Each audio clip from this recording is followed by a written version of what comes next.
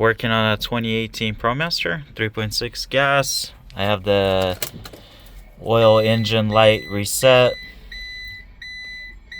air coming up, so I'm gonna show you how to do it.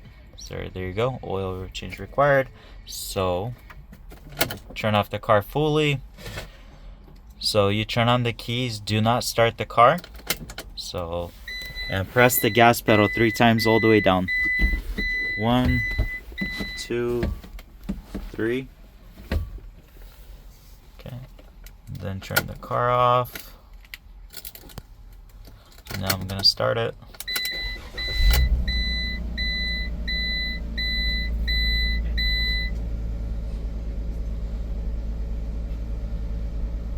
There, so the air is gone. So now I'm just getting the air for the door that's open in the back.